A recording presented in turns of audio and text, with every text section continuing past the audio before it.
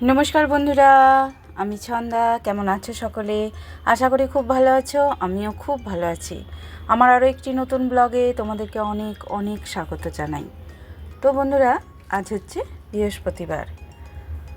এই দেখো, মা ছেলেতে মিলে সকালবেলা আমরা একটু ছাদের মধ্যে একটু হাঁটাচলা করছি, ব্রাশ করছি। আর সকালের কাজ তো সব হয়ে গেছে, কারণ বৃহস্পতিবার ছিল। একটু তাড়াতাড়ি উঠেই সমস্ত ঝাড়ু মোছা যা কাজ থাকে সেগুলো করে নিয়েছি। আর সিধু বাবাকে তুলে দিয়েছি, কারণ আজকে ওর একটা পরীক্ষা আছে। আর সুমনা যেহেতু আসবে না, একটু পড়াতে বসবো, তাই সঙ্গে সঙ্গে ঘুম থেকে উঠে পড়তে ভালো লাগে না। তাই ভাবলাম ওকে নিয়ে একটু ছাদে একটু হাঁটাচলা করি, একটু গল্প করি। ওর ঘুমটাও একটু কেটে যাবে, তারপরে পড়তে ভালো লাগবে। সেই জন্যই আর কি ছাদে এলাম।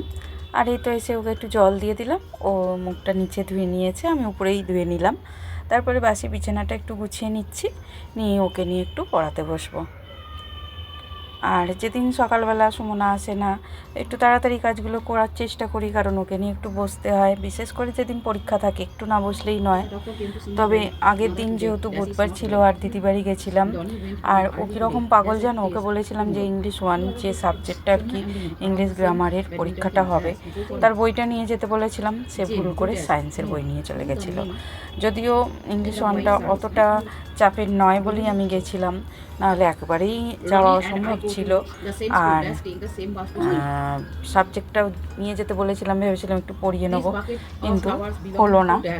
কী আর করা যাবে, তাই সকালবেলা একটু রেডি আছে। তবে সকালবেলা একটু পরীক্ষার সময় একটু না ঝালাই করে নিলে একটু আমারও কীরকম কীরকম লাগে, মনে হয় কি হবে।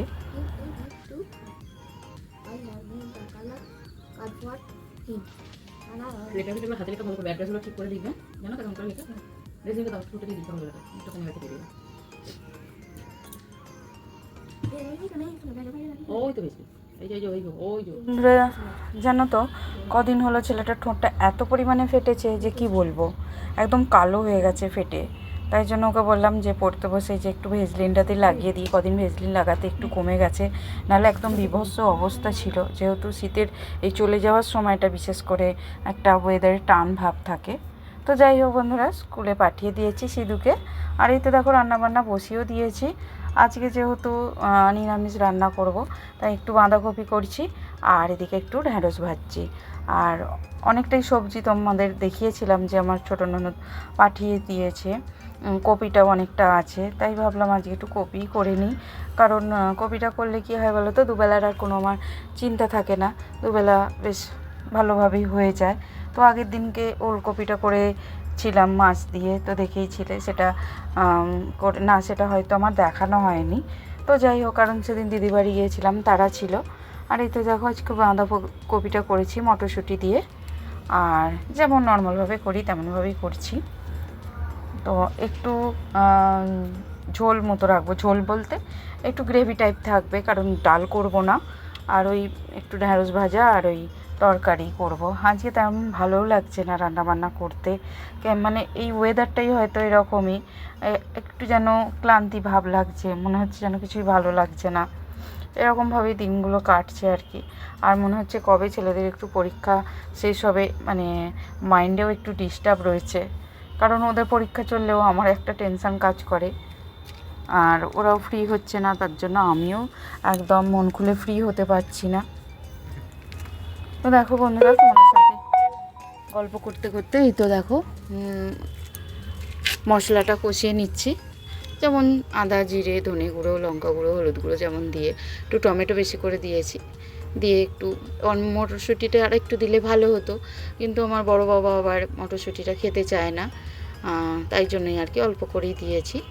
আর এদিকে রান্না করতে করতে এই এক খারাপ পরিস্থিতি হয়ে যায়, মাঝে মাঝে জলটা ফুরিয়ে যায়। তো খাবার জলটা ভরে নিচ্ছি, মোটরটা চালিয়ে এসেছি যেহেতু। আর এই রান্না কাজের মধ্যেখানে এরকম জল ফুরিয়ে গেলে ভারী ডিস্টার্ব হয়, কিন্তু কিছু করার নেই। তো সমস্তটা কাজ ফেলে রেখে আমি আবার জলটাও ভরে নিলাম। ওদিকে তরকারিটা সাঁতলে দিয়েছি। এই তো দেখো বলতে বলতেই হয়েই গেছে প্রায়। তো একটু ঘি দিলাম, দিয়ে এবার নামিয়ে নেব। আর সকালবেলা আজকে তেমন কিছুই খাওয়া হয়নি, রাতের একটু দুধ ছিল, তো সিধু বাবা যেহেতু খায়নি, দুধটা ছিল। আর সকালবেলা ঠাকুরকে একটু ফল সেবা দেওয়া হয়েছিল, একটা গণপতিকে আমার বড়মশাই দিয়েছিল একটা কলা আর একটু আঙুর। তো আঙুরটা খেলাম না, একটা কলা আর ওই 1 কাপের মতো দুধ ছিল, সেটাই খেয়ে আজকে ব্রেকফাস্ট করে নিলাম। আর সকালবেলার দিকে তেমন বিশেষ খেতে ভালো লাগে না। তো যাই হোক, এখানে বাসনগুলো মেজে নিচ্ছি, রান্না কমপ্লিট করে ফেলেছি। আর বৃহস্পতিবার দিনটা একটু তাড়া থাকে, কারণ ওদিকে ঠাকুরেরটাও করতে হবে। আর মুড়ি ফুরিয়ে গিয়েছিল, একেবারে যে 5 কেজি মুড়ি আনা হয় সেটা এবারে আনা হয়নি এখনও পর্যন্ত, ফুরিয়ে গেছে। তাই জন্য বড়মশাইকে বললাম সামনের দোকান থেকেই মুড়ি এনে দাও 1 কেজির মতো। তো সেইটাই এনেছে, ঢেলে রাখলাম, নাহলে নরম হয়ে যেতে পারে। আর মা আগের থেকে মোটামুটি এখন ঠিকঠাক আছে, ওরই মধ্যে আর কি।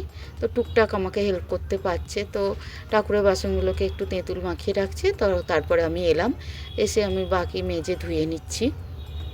তো এরকম টুকটাক কিছুটা হেল্প করলেও আমার অনেক সুবিধা হয়। যেমন একবার পুজো করা, কোনো দিন হয়তো একটু আনাজ কেটে দিল, আর ঠাকুরের এই বাসন মাজা। তো বাসনটা একা মাজতে পারিনি, তেঁতুলটা বুলিয়ে দিল, আমি মেজে ধুয়ে নিলাম। আর এই তো দেখো, সকালবেলা যেহেতু মোছামুছি হয়ে গেছে, তো আমি রান্না কাজ করে একবার কমপ্লিট করে একবার সামনেটা একটু ঝাড়ু দিয়ে দিই, নাহলে ভালো লাগে না। তো সেটাই দিয়ে নিচ্ছি। তো সব কাজ কমপ্লিট, এবার চলে এসেছি স্নান করে। তো স্নান টান করে একটু ক্রিম না মাখলেই নয়, কারণ ওয়েদারটা এখনও বেশ টান টান ভাব আছে, আর এই সময়টা দেখছি স্কিন বেশি রাফ হয়ে যাচ্ছে। তো যাই হোক, একটুখানি নিজেকে যত্ন করে চলে এলাম আবারও ছাদে। সকালবেলার জামা কাপড়গুলো যেগুলো ছিল সেগুলো তুলে নিলাম। আর বেশ হাওয়াও দিচ্ছে, সাথে রোদটাও বেশ চড়া। আর যে কটা জামা কাপড় ছিল কেচেছি, কালকে যে চুড়িদারটা পরে দিদি বাড়ি গেছিলাম, তো সেটাও কেচে নিয়েছি। আর বাকি তো টুকটাক যা ছিল সেগুলো কেচে ধুয়ে শুকুর দিয়ে দিলাম। আর রোজ টুকটাক কেচে নিলে কী হয় বলো তো, একেবারে জমে যায় না। আর কোথাও গেলে সেই জামা কাপড়গুলো আমি ফেলে রাখি না, আগে সেগুলো না কেচে নিলে কীরকম একটা লাগে। বিশেষ করে কালকে সারাদিনই আমি চুড়িদারটা পরেই ছিলাম, ভাত খেয়েছিলাম, তাই জন্য আমি কেচে দিয়েছি। আর এই তো দেখো, নিচে চলে এলাম পুজো করতে। আর যেমন প্রতিদিনের পুজো হয় আমাদের, বৃহস্পতিবার বলে আলাদা কিছু না, তবে বাসনটা একটু মাজতে হয়, এই যা। বাকি যেমন নিয়মে পুজো করি সেরকম নিয়মই করছি। চন্দন ঘষা থাকে, সমস্ত ঠাকুরকে তুলসী পরানো থাকে, ফল বানানো থাকে, তারপরে আরতি করা থাকে সমস্তটা। আজকে আর মদনমোহনকে স্নানটা করালাম না, কারণ ভেবেছিলাম, কিন্তু আজকে আর সময় হলো না, অনেকটাই বেলা হয়ে গেছে। আর এই তো যে বাসনগুলো মেজে ধুয়ে রাখা ছিল সেগুলো একটু গুছিয়ে নিচ্ছি, যে জায়গায় রেখে দিচ্ছি। আর পিলসাজ প্রদীপেও আজকে সলতে দিতে হয়, কারণ মাজা হয়েছে যেহেতু, নতুন সলতে পড়াতে হচ্ছে। আর এই তো দেখো, সমস্তটা দিকে বাসন কোসনগুলো রেডি করে, আর এদিকে ফলটাকেও বনিয়ে নিচ্ছি। নিয়ে এবার সমস্ত যা আগে রেডি করার থাকে, গঙ্গা জল ছড়িয়ে, প্রদীপ জ্বালিয়ে, ধূপ জ্বালিয়ে, তারপরেই একটু আরতি করে তারপরে পুজোর কাজ সম্পূর্ণ হয়। তো এইভাবেই আমাদের একের পর এক কাজ চলতে থাকে। তবে বন্ধুরা, আজকাল কি বলো তো, অভ্যাস হয়ে গেছে এই সমস্ত কাজগুলো করে করে, আর সেরকমভাবে আর জটিল মনে হয় না। আগে যেমন জটিল মনে হতো যে কিভাবে করব, অনেক সময় লাগছে। মনকে শান্ত বা স্থির রেখে নিজেকে, যে একই তো কাজ, কম বা বেশি কিছুই নয়। হয়তো কোনো দিন যখন পরিষ্কার করি কোনো কিছু, তখন হয়তো একটুখানি এক্সট্রা কাজ হয়ে যায়। বাকি যেমন নিয়ম রুটিনের একই রকম কাজ থাকে, রান্না বা করা, বাসন মাজা, ঝাড়ু দেওয়া, মোছা, ঠাকুরদের মানে সেবা দেওয়া, এই রকমই আর কি। তো ঠাকুর সেবা দিয়ে নিয়েছি, ছেলের ভাতটাও বেড়ে দিলাম। আর আমি যেহেতু দেখলেই একটা কলার একটুখানি দুধ খেয়েছিলাম, প্রচুর খিদে পেয়ে গেছিলো। তো শাশুড়িমা বললো যে তুমিও খেয়ে নাও, সেই জন্য আমিও খেয়ে নিলাম। তো যাই হোক বন্ধুরা, আজকের মতো ব্লগটা তাহলে এই পর্যন্তই রাখছি। তোমাদের আজকের ব্লগটা যদি কোথাও একটু ভালো লাগে, প্লিজ বন্ধুরা একটা কমেন্ট করে দিও, লাইক করে দিও। যারা নতুন এসেছো চ্যানেলে, তারা প্লিজ আমার চ্যানেলটা সাবস্ক্রাইব করে আমার পাশে থেকো। যারা অলরেডি এই কাজটা করে রেখেছো, তাদের অনেক অনেক ধন্যবাদ, অনেক ভালোবাসা।